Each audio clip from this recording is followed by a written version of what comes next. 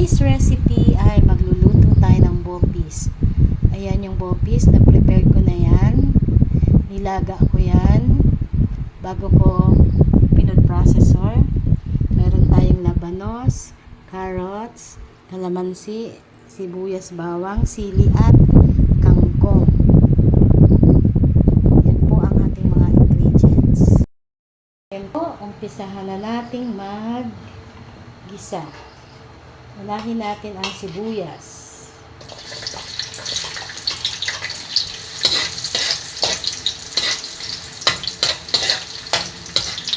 So, ito po ang recipe na ito ay tawag namin dito sa Bicol ay kandunga. Bopis naman ito sa Tagalog.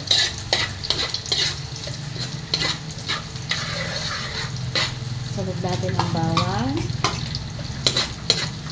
Hintayin natin mag-brown ang bawang at saka ang sibuyas maging translucent.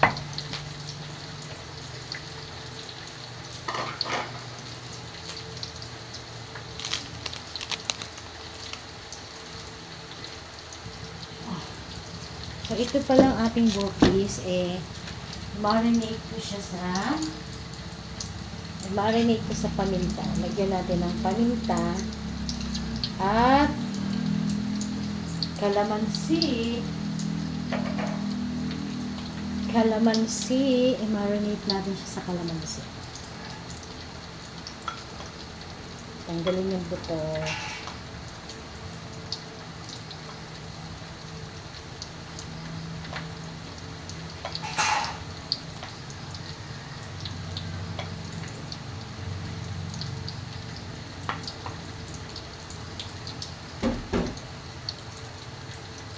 Marinate natin ang ating bopis sa paminta at kalamansi.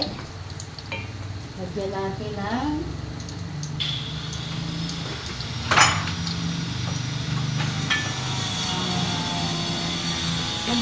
ng toyo.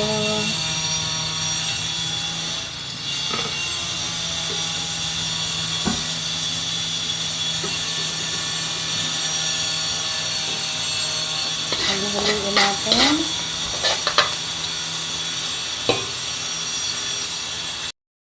So, ito na yan.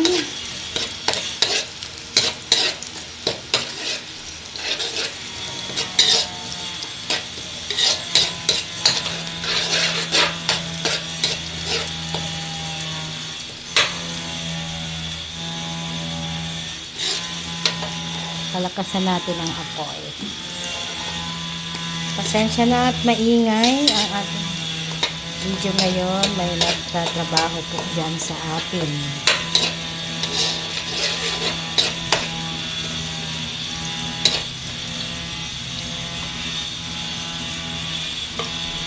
So, ilagay natin unti-unti ang baga. Kailangan putok-putok yan. Paputok ko natin at sangkot siya yung mabuti para hindi siya malansa.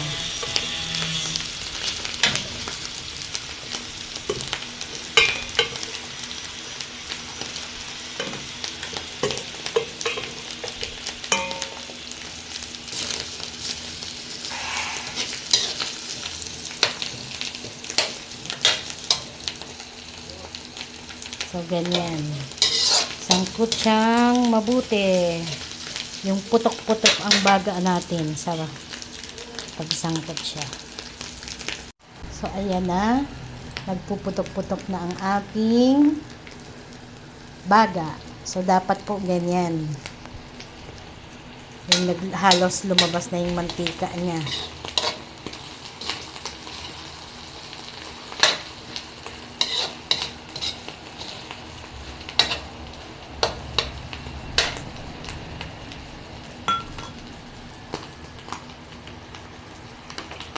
Lagyan natin ng patis.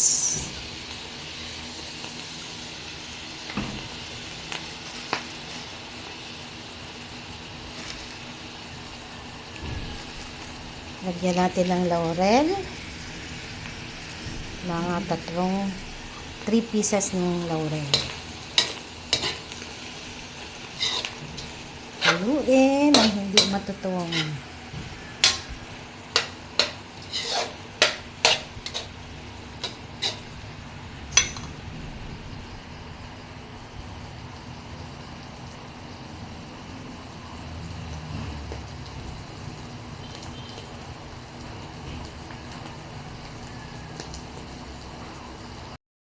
Haluin natin at putok-putok natin siya.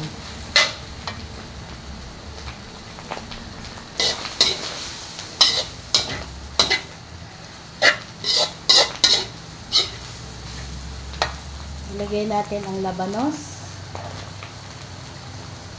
Sabay na siya. Ilagay natin ang carrots.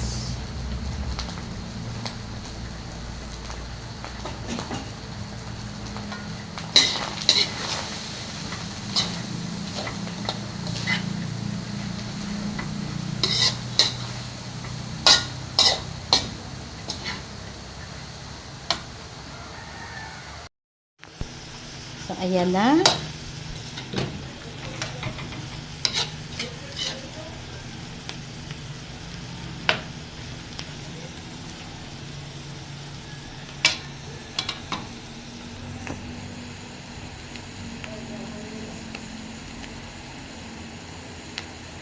Tapos, lagyan natin ng suka.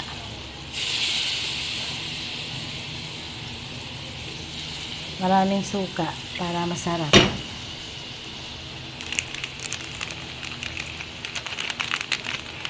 Huwag muna nating haluin pag naglagay tayo ng suka.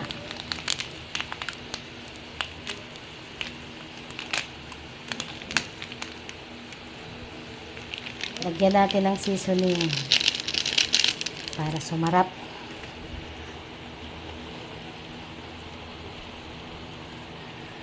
So, hayaan muna natin siyang ganyan hanggang sa maluto ang suka. Ilagay natin ang tangkay ng kangkong.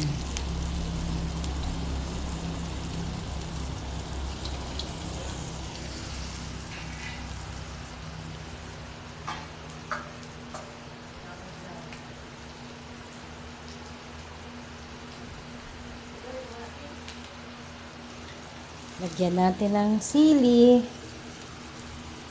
Madaming sili.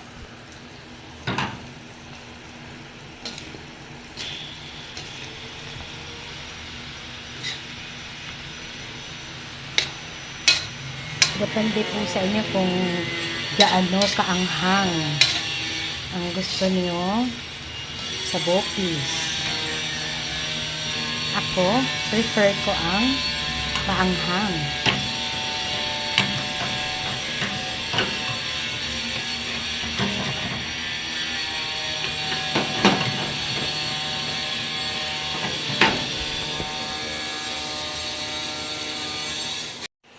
Lagyan natin ng liquid seasoning.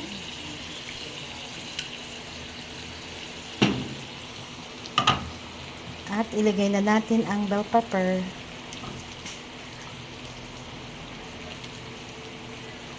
So, hintayin lang natin itong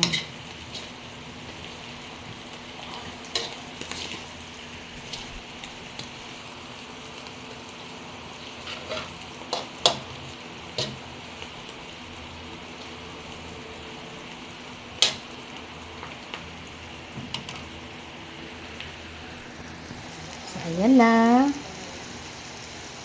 Luto na ang ating bopis or kandinga.